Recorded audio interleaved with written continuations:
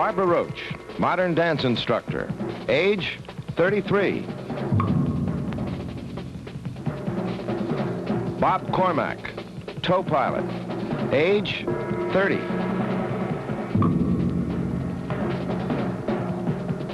Arlene Bloom, biochemistry teacher.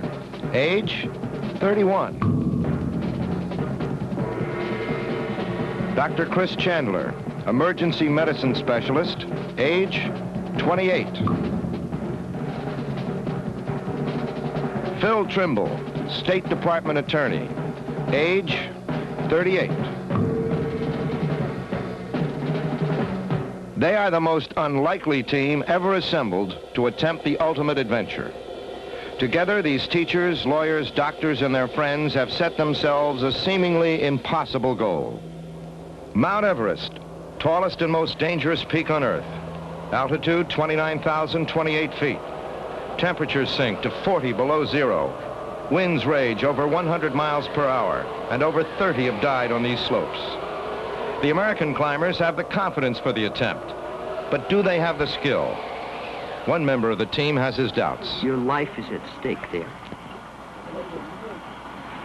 And I have a strong impression that at least a part of the people who have not the faintest idea what they are going to do. And that's what scares me.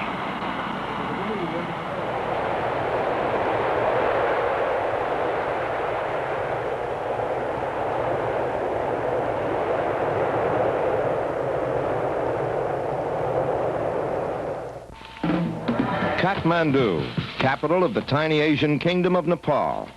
On arrival July 27th, equipment is unloaded for the 1976 American assault on Everest.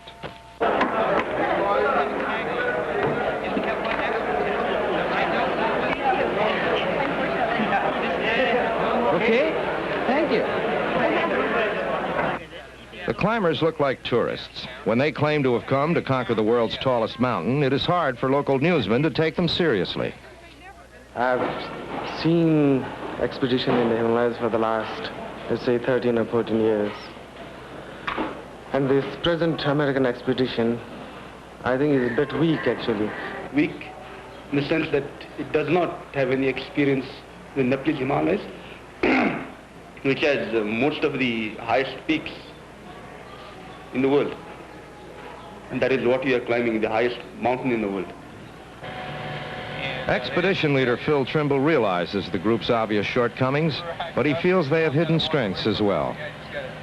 I'll be the first to admit we're not an all-star team, but we have a lot of talent which people don't recognize.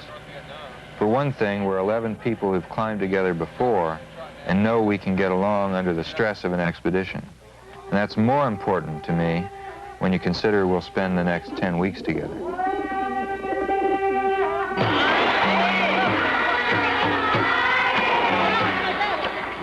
Closed to Westerners until 1951, Kathmandu was once a forbidden city. Today, it attracts tourists with its exotic sights. As the porters set out with the expedition's supplies, city dwellers watched the procession with little more than passing curiosity. This is not the first group of climbers they have seen leave with high hopes. Some they have seen return victorious. Over 30 climbers never returned at all. 550 porters carry over 33,000 pounds of supplies on foot.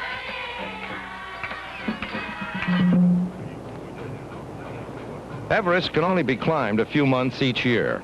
The expedition must reach the foot of the mountain when the monsoon snows have ended, before the winter winds arrive.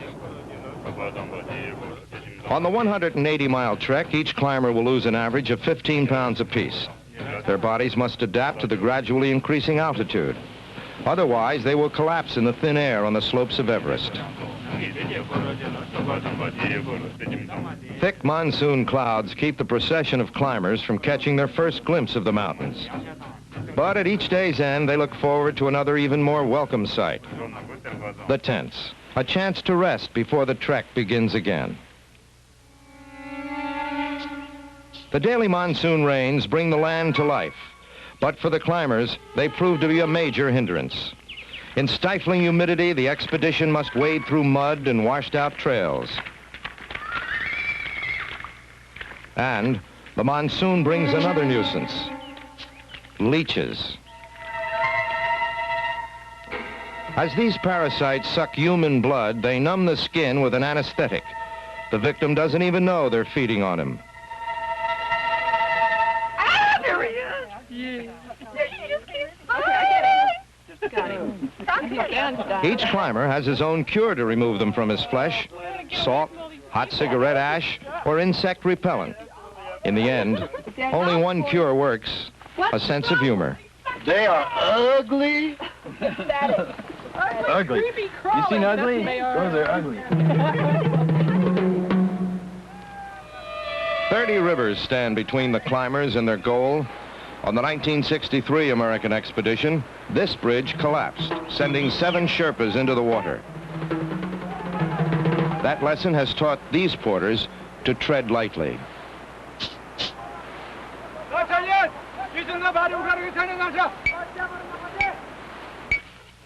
In the remote hill country, news of the expedition travels quickly. By night, village children have been brought for medical care. One of the expedition's 2 doctors, climber Chris Chandler, finds he's got his hands full. Though weary from the march, he helps every way he can. Real dark, just yellow. Well, that's okay. That just means that she's not drinking enough fluid. The young doctor has climbed for years with his partner, Rick Ridgway. Their friendship is one of the team's major assets. Rick Ridgway, a freelance writer, is impressed by his long-haired friend. Look what he's done in 27, 28 years. He's a doctor. He really excelled in chemistry. He's a great mountain climber. He's an incredible skier. He was being published in textbooks as an undergraduate in physical chemistry. He's pretty bright. That's why he has long hair, too, because he just wants to make sure people don't think anything extra about him.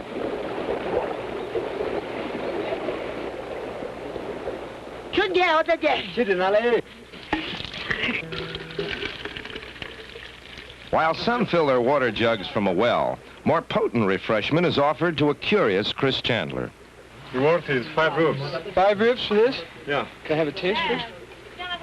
Right now, it's time to drink a little wine and have a little bit of fun. But when we get up to the mountain, it's going to be serious business, and we'll be working hard. It's time to lay back a little bit. Just take it easy and enjoy ourselves. We've got to enjoy this. It's a beautiful country. In contrast to outgoing Chris, Bob Cormack, a glider tow pilot, marches alone, in step with his own thoughts. I guess some people would describe me as a loner. I've always enjoyed being by myself and doing things by myself. Part of what I like about it is the chance to look at the world and your life in a different way. Things that really had you bugged, you see as no longer very important. I don't enjoy taking risks as such. I don't like to stick my neck out. But a lot of the things I like to do are potentially dangerous. The danger can be kept under control by knowing what you can do and what you can't do.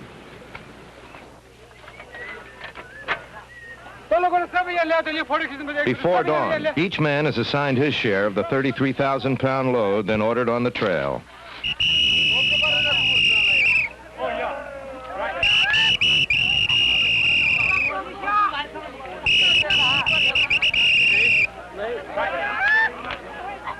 With morning, the rains will stop. But even as the sky clears, the route is slick from the monsoon showers.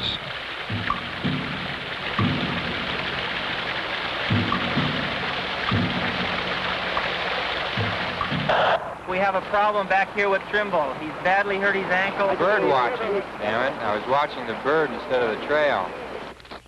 Expedition leader Phil Trimble has torn the ligaments in his ankle.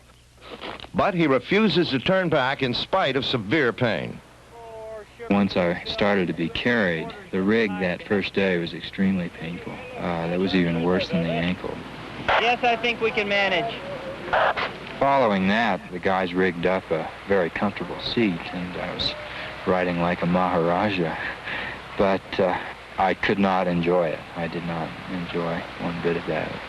It's psychologically very depressing to be about to attempt to climb Mount Everest, but to have to be carried halfway to the base camp. Each night, dinner is cooked with provisions bought from nearby villages. Climber Barbara Roach supervises the food's preparation. Back home in Boulder, Colorado, she and her husband Jerry trained for months for this summit attempt.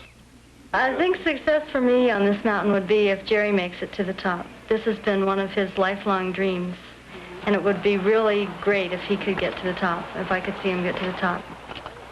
I try not to worry about Jerry because that can make me really unhappy.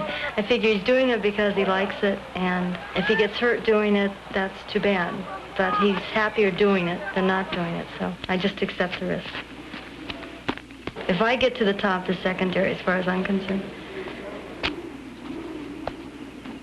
Unlike Barbara Roach, Arlene Bloom, a teacher at Wellesley College, will only be satisfied if she reaches the summit herself. I'll take a walk. There's another problem. Arlene and Barbara are the first American women to attempt to climb Everest. High-altitude climbing and mountaineering is something that women are very well suited for. It requires a lot of stamina, and women tend to have this kind of stamina, but not everybody feels that way. There's a certain school of people, I think, for whom conquering mountains is great, heroic activity, and if mere women could do it, maybe it couldn't be that heroic. Their 13th day on the trail, the expedition reaches the Khumbu Valley, just 14 miles from Mount Everest. Namche Bazaar, a village on the edge of the Himalayas, the traditional staging area for Everest expeditions since the first successful ascent in 1953. The lowland porters will not go beyond this point. They receive their pay for the arduous 2-week march, $1.50 a day. Each signs for his wages with a thumbprint. They have neither the experience nor the desire for the steep slopes ahead. Most will be replaced by the shaggy mountain oxen of the Himalayas, the yak. Adapted to high altitudes, one sure-footed yak can carry the load of 2 porters. For the climb ahead, they also recruit Sherpa men and women, the elite mountain people of the Himalayas. Skilled guides and mountaineers, they will lead the expedition higher than the eagle flies.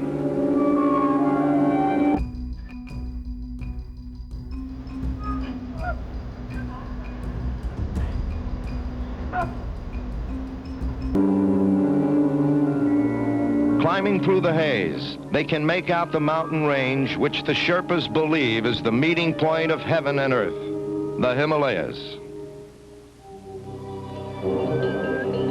Before the Sherpas will continue onward to Mount Everest, they insist on stopping at Tangboche Monastery.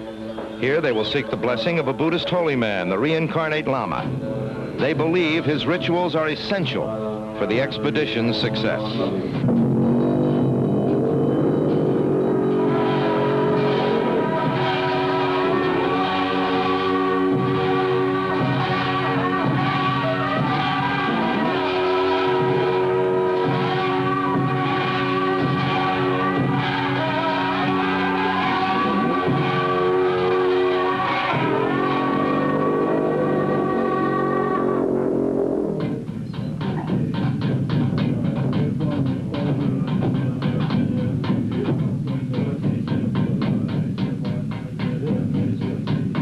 To protect the climbers from the demons he believes inhabit Everest, the Lama gives each climber a prayer shawl for good fortune. And the holy man offers them a prophecy of the future.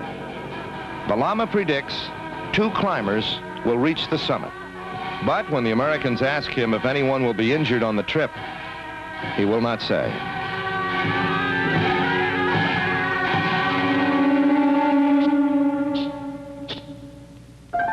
For some climbers in the past, the Lama's blessing was not enough.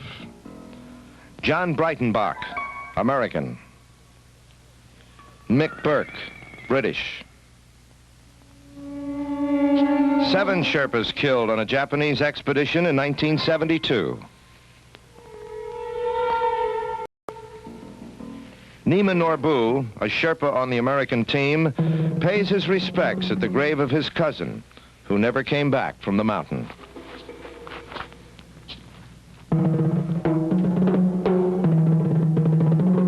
For these brave climbers, Everest was not only their greatest adventure, it was also their last. August 25th. After 23 days on the trail, the expedition crosses the Khumbu Glacier at the foot of Everest to establish base camp. Altitude, 17,500 feet. Everest has prepared a bitter welcome, for the air at base camp has half the oxygen of sea level. Each day, the high altitude will sap their energy. They must attack the mountain quickly while they have the strength. Beyond this point, the only trails will be those they blaze themselves. Towering 11,000 feet above base camp, the summit of Mount Everest looms. A challenge to be met, a threat of things to come.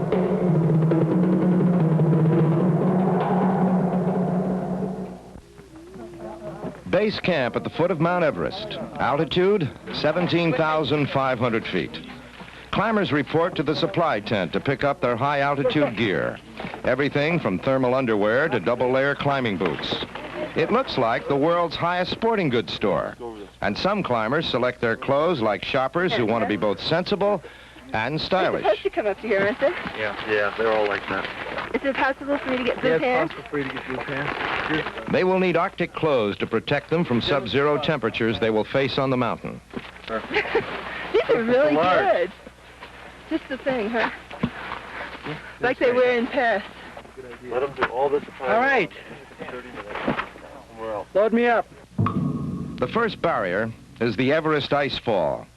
They must navigate a zigzag route through this labyrinth of constantly shifting blocks of ice and snow. The Sherpas have all lost friends on earlier icefall crossings. They fly prayer flags to please the gods. More climbers have been killed on the icefall than on any other part of the mountain. Chanting, they scatter sacred rice given them by the Lama at the monastery of Tangboche.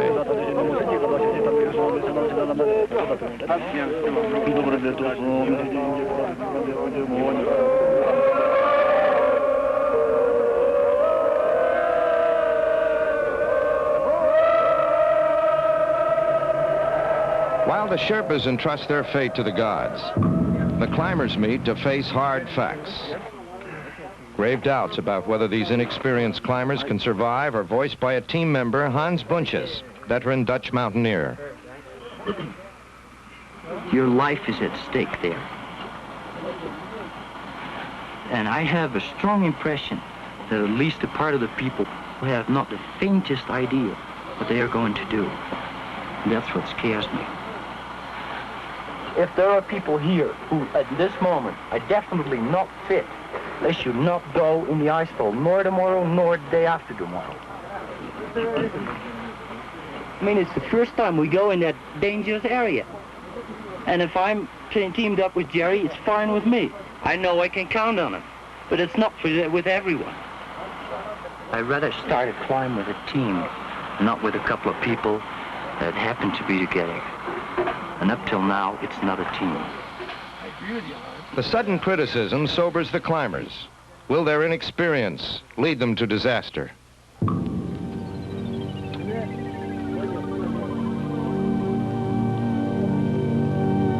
5 a.m., August 28th. The first party is dispatched to start probing the route up the icefall.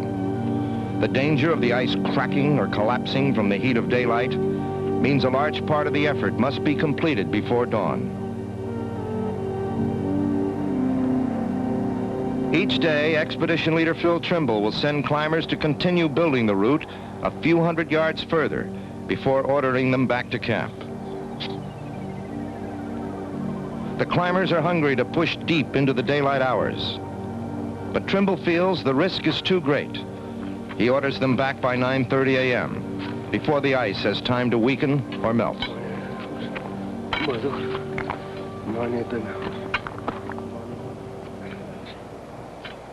Expedition Leader Trimble only assigned a few climbers to the first day's probe of the icefall. Arlene Bloom was not selected. Eager to test herself against the mountain, she voices her disappointment. You know, I'm not going to come along as some tourist on a guided climb. I was carrying heavy boxes all day yesterday. You know, I'm stronger than half the people here, and I'm not sick. I'm the most experienced Himalayan climber. It's just outrageous. And the thing that really annoys me is that nobody even asked me if I wanted to. I mean, if that's the way people feel about me, I wouldn't be here. And it's because I'm a woman, damn it. Tomorrow, Arlene will get her chance, assigned to the second ice fall team. August 29th, second day on the ice fall. To bridge the gaping chasms where ice blocks have split, climbers carry ladders and logs from base camp. Chris Chandler and his friend Rick Ridgway blaze the trail. Once the Americans have proved the route is safe, the Sherpas will follow and bridge the chasm with their ladders.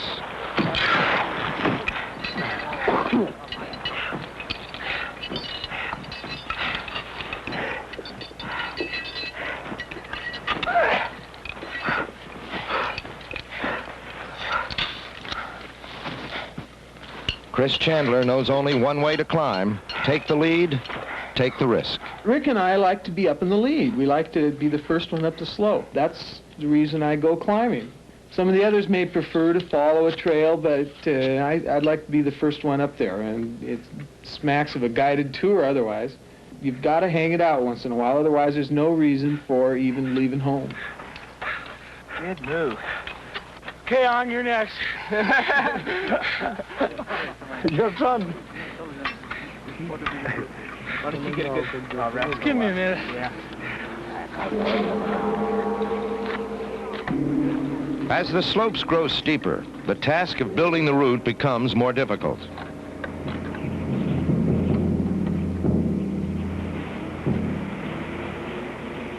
Taking a calculated risk, the climbers linger on the ice fall past 9:30 a.m.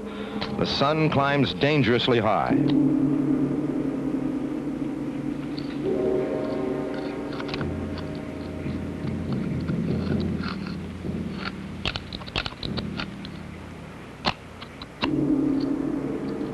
The heat of the day threatens to weaken the ice underfoot, melt out the ice screws they plant in the sheer face. Trimble is concerned for their safety, but lets them run the risk. Otherwise, they may not cross the ice fall while the weather holds.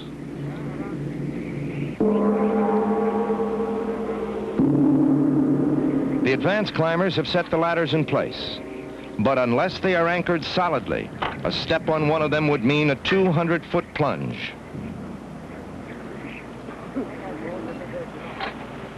The task of securing the ladders is assigned to Bob Cormack and Arlene Bloom.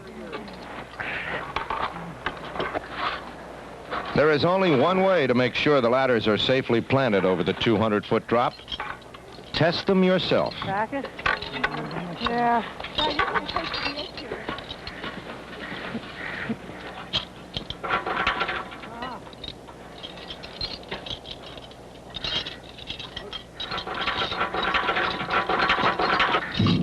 Each ladder is precious. Transporting one up the slopes takes many hours. In a nearby crevasse, Cormac spots a ladder left by a recent British expedition. He and Arlene decide to retrieve it. The people that go to the top get all the glory, but I enjoy trying to make the route safe. The support work is just as important. Okay, Bob, you're on belay. Keep it tight, Arlene. I'm ready to cut it. Here goes. Okay. Victory. Bob Cormack finds satisfaction in small victories. In mountaineering, they're what make the big successes possible. At base camp, a team member drops out. Suffering from an infection, Barbara Roach will be escorted down the mountain for medical attention. She leaves her husband, Jerry. She has no idea for how long. See, I hope your tooth will be better. Barbara hopes to return in time to watch her husband attempt the summit. But she will be out of contention herself.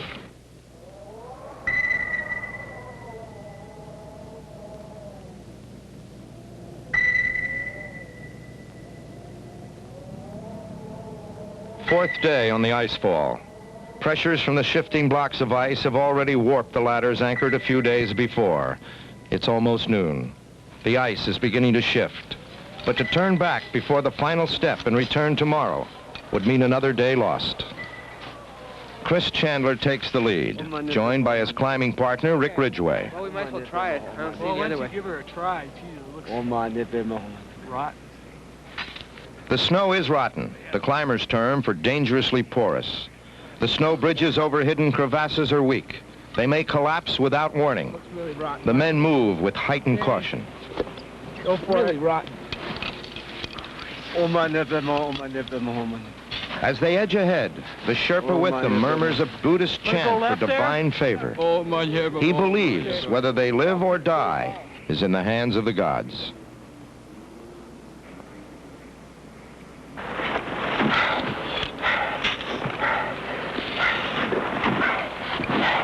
It was near this same spot that 7 Sherpas were killed in 1972. But Chandler and Ridgway want to be the first to the top of the ice fall. They decide on the gamble.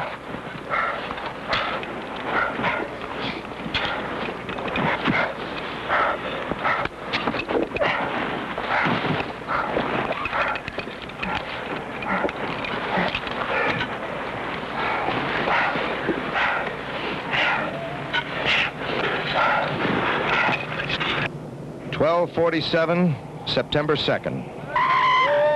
In only 4 days, they have built a route through the ice fall where it has taken some expeditions weeks. But the top of the ice fall is hardly the summit of Mount Everest. The 9,000-foot ordeal that lies ahead will humble the overconfident. So far, the climbers have been lucky. Beyond this point, luck may not be enough.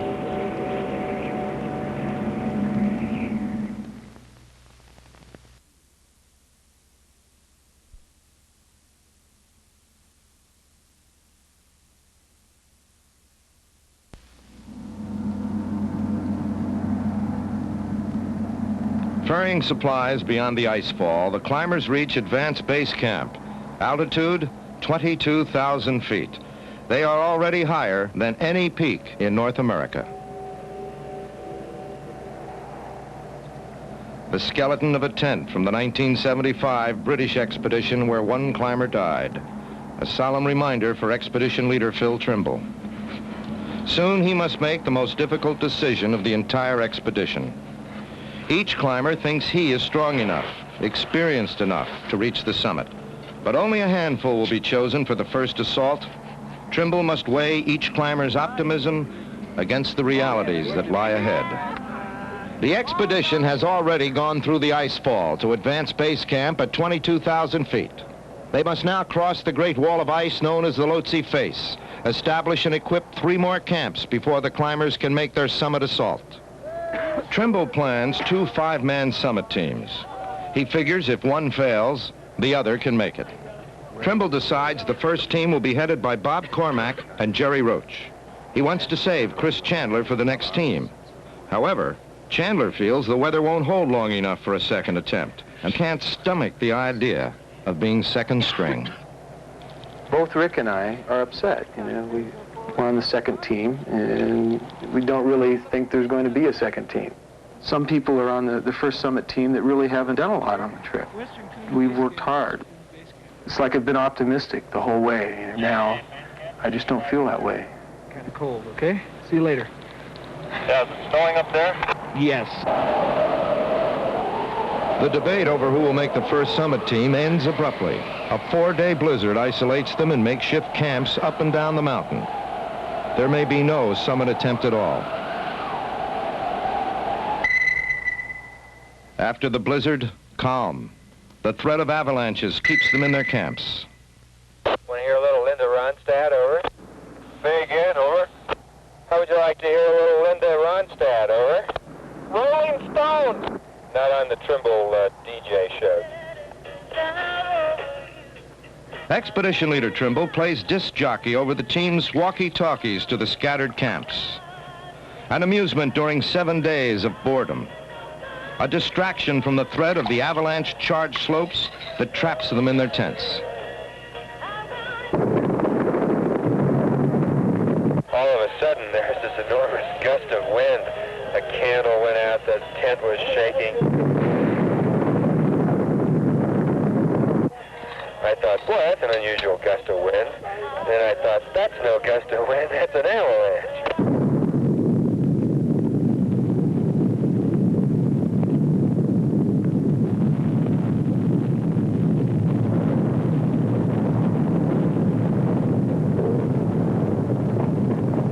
The camps escape destruction, but the risk of avalanche is ever present. The thin air leaves them starved for oxygen. Temperature, 10 below zero. Well, if he's Sherpas climb here only because Americans pay them to. But why do the Americans climb? Maybe Sherpa Nima Norbu has the answer for Rick Ridgway. Why do you think we come over here and do something that's expensive and dangerous? I don't know. Maybe you have, too much money and you don't know how to spend. It's looking silly, but you people like it. We don't know. It's still a big question, It's still a hard question.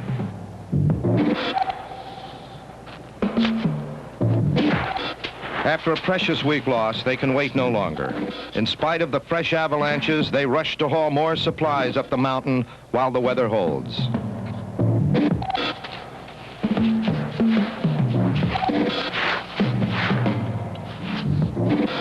For some, the pace is too much. He has a lot of trouble breathing. He can hardly stand up straight. Over. Is he coughing anything else? Been coughing, but not a hell of a lot of phlegm and not a lot of blood. Way in the back. Suffering chest pains, Sherpa A.B. Schering can go no further. He must be brought down the mountain to recuperate. Penicillin hurts. You give it slowly, it'll be better. Gotcha. The others push on, but the effects of the forced march are beginning to tell. Descending to base camp, Arlene Bloom has been forced to end her climb. How are you? Oh, very tired. Arlene has been weakened by dysentery. She must cancel her own summit hopes. Although she still wanted to go higher, the expedition leader insisted she turn back. Above 24,000 feet, bottled oxygen is a necessity. Each tank weighs 16 pounds and lasts up to 10 hours. Facing the rigors of high-altitude climbing, the Americans are no match for the Sherpas, who will not even need oxygen for another 2,000 feet.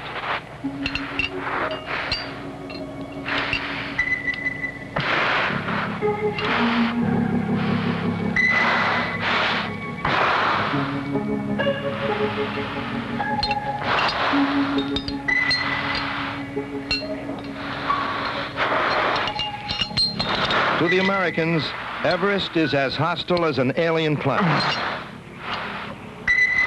But the Sherpas are in their element. It's the only world they know.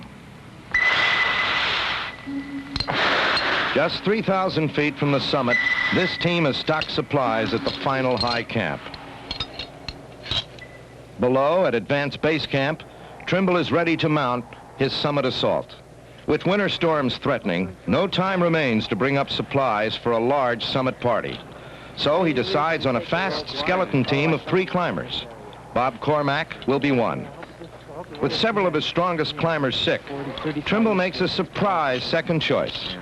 Chris Chandler, the trailblazer, who thought his summit hopes were over. Perfect weather into the monsoon.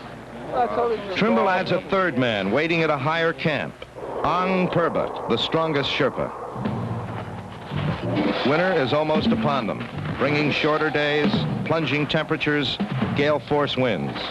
It is 10 a.m., October 5th.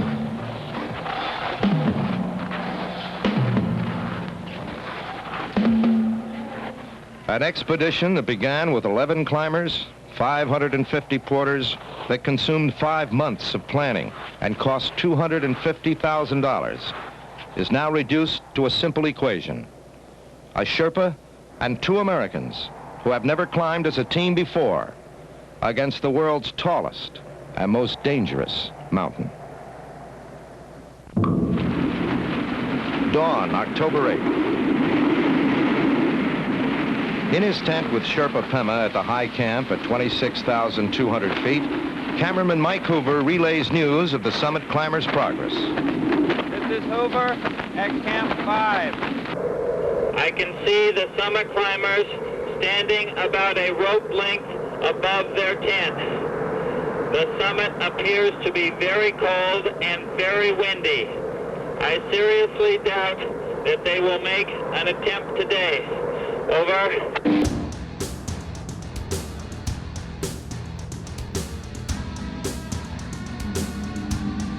Altitude, 27,700 feet. Bob Cormack, Chris Chandler, and Sherpa Ang Purba have spent an uneasy night. At 8:15, Cormack photographs Chandler, last to emerge from the tent. Today they must do more than reach the summit of the world's highest mountain. To survive the bitterly cold night alone on Everest, they must return to this tent before dark. To save weight, they have left their radios below. Chandler senses they are as alone as any men can be on Earth. Finally, we had sort of cut the cord between the rest of the camps, and this was it. The whole reason we'd come to the mountain was to experience that feeling of being above the last camp and going for the top and knowing that you're really pushing it. There's one guy coming up. There's two guys. Yeah, they're right. They're on the skyline now. They're silhouetted. There's the other guy. Yeah. 4, over.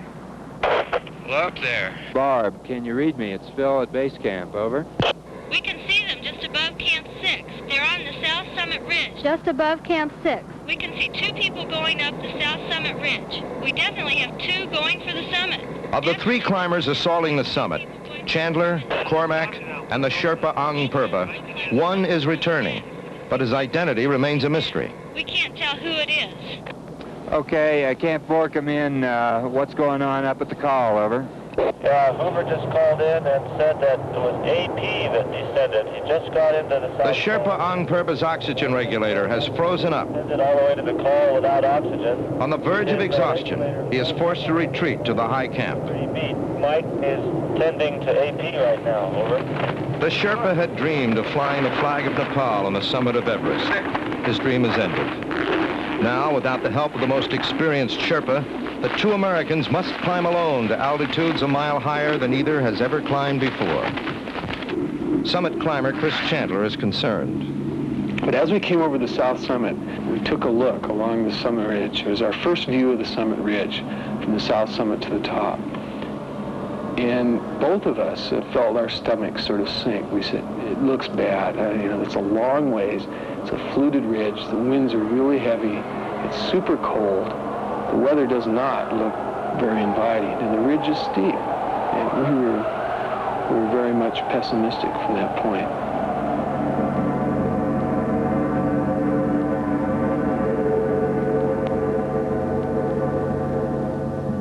To conserve precious oxygen, the climbers allow only a meager flow from their tanks. They suffer from hypoxia, oxygen starvation. As if drunk, their reflexes slacken. They must question their own judgment. Chandler finds his mind playing tricks on him. It was like, it was almost surrealistic. It was like we were living a dream. It was steep. We began and we looked down to our left. It was a good 8,000 feet down to advanced base, and we looked down on some snow fields on the top of the southwest face, and just on the other sides of those snow fields there was the glacier. It was 8,000 feet down. It was very steep. We'd look down the other side, and it was 10,000 feet down there. Okay, Camp 4, what's the report? The climber's progress is closely watched from below, and concern deepens. Guys, it's windy as hell up there. Those guys are risking severe frostbite. Once the wind drops, they're really sticking their necks out. 3 p.m. The wind does not drop. The effect of high altitude slows them to a crawl. They gain only 3 feet a minute.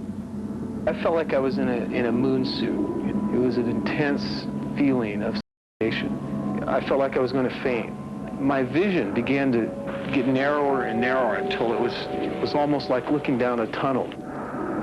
I remember actually enjoying it because you could stop, rest, lean over your axe, regain your breath. There were a nice rest period. And then slowly it would all come back.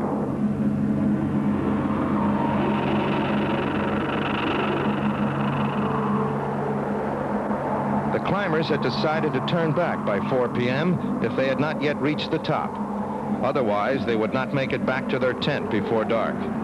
It is almost 4, but they have caught their first glimpse of the summit. Cormack and Chandler can't turn back now. Cormack has got it in gear and he is moving. Over. Terrific. There are 2 figures on the south side of the ridge. They are moving towards the summit. Fantastic. Oh, that's great. One guy's on the summit. One is up. Yay! 4:15, October 8th. 2 underdogs prove the experts wrong and reach the top of the world.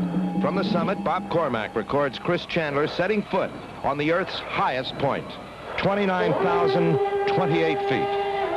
And I came up to the summit fairly quickly in 4 or 5 steps, moving and brought my hands up in the air like victory.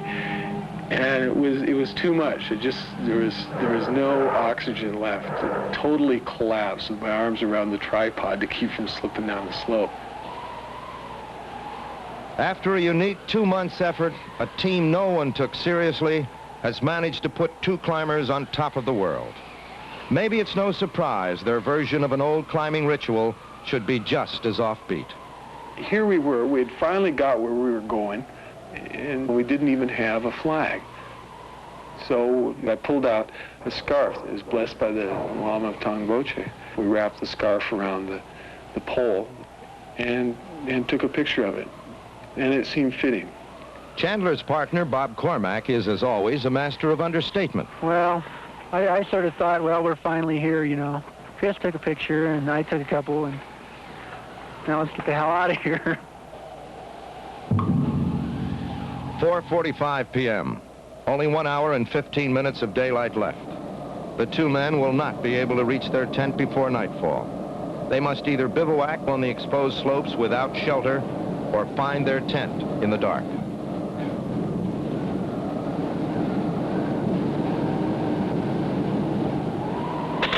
They are definitely headed down. They are on their way down. Over. Okay, Bob. The next couple of hours are going to be pretty vital. The winds have increased, gusting somewhere around 100. We're very concerned now about the impending bivouac and the high winds. Over. Oh, I don't envy them up there. Over. 5:30 p.m. Convinced the climbers won't be able to find their tent in the dark, the observers believe they must spend the night in the open at temperatures of 40 below zero, assuring severe frostbite or death. You're going to stay there, I gather, until dark, so you can keep us posted on where they're going to have to bivouac. Over. Right, we'll stay here and keep you posted. 6 p.m., October 8th. All visual contact is lost with Bob Cormack and Chris Chandler. It's getting pretty late. Seems that we should be prepared to move up to the call tomorrow in any case, because it seems a good chance those guys might need some help getting off the mountain alive.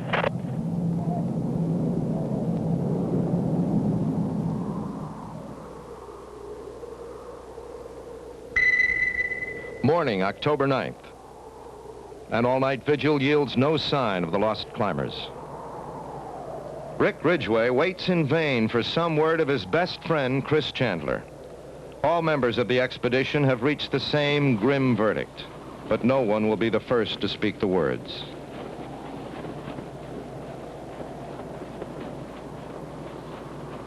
When the waiting becomes unbearable, Rick Ridgway leads a rescue party.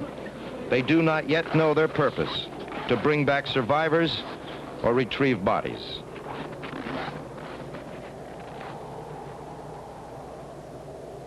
Trimble knows the rescue party must act quickly. The weather is deteriorating by the minute.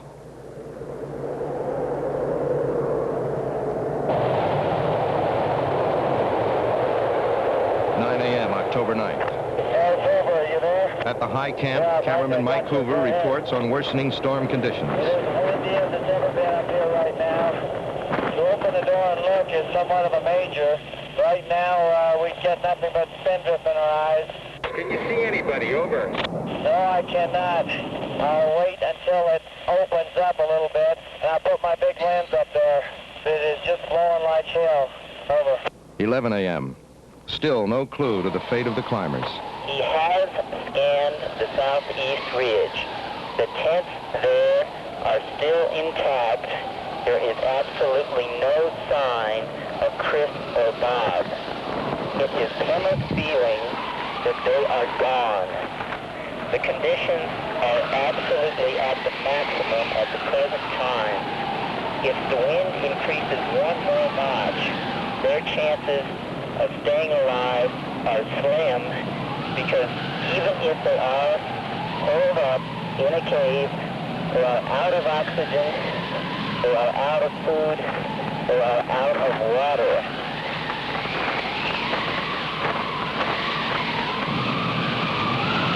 By using his telephoto lens, cameraman Mike Hoover scans the slope for some sign of the lost climbers. 12:20.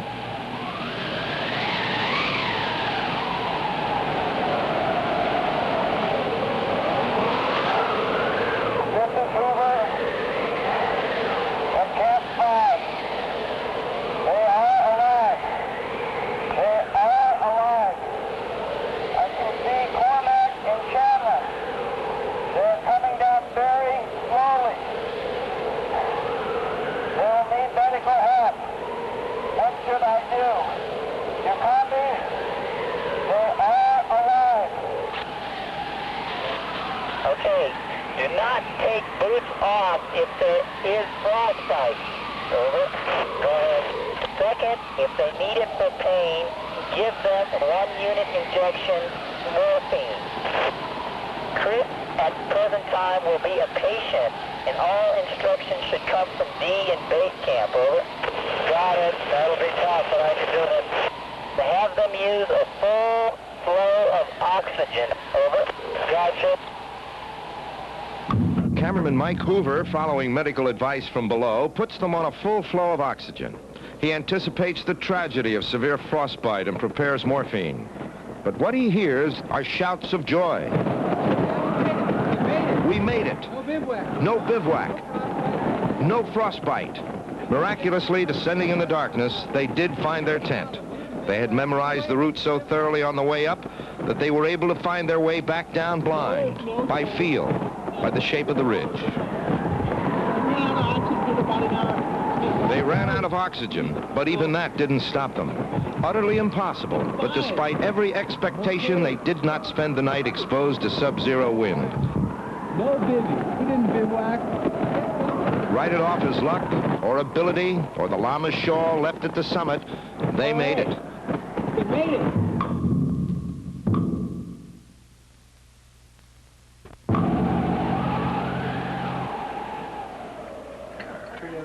The mountains look different through the window of a comfortable hotel than they did to the climbers on the slopes of Everest. Here's a toast, first of all, to Phil Trimble, who could put this whole incredible fiasco together. And the two guys that, with just a lot of guts and a lot of crawling, got to the top.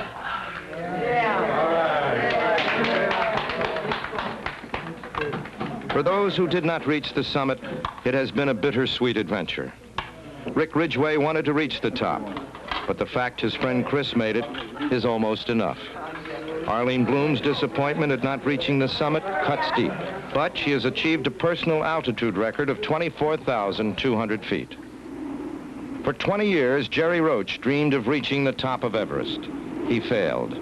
Jerry and his wife Barbara worked for months to earn the money for their expedition, money that has now all been spent. They plan to start again from scratch. The fall of '79, there's an opening again, and come back with a small, highly motivated team and climb this mountain. So I'll be back. Each climber must blaze his own trail up the slopes of a mountain, and to find the path, he must first explore himself, know his strengths, know his limits, never lose sight of the summit, and reach for the top of the world.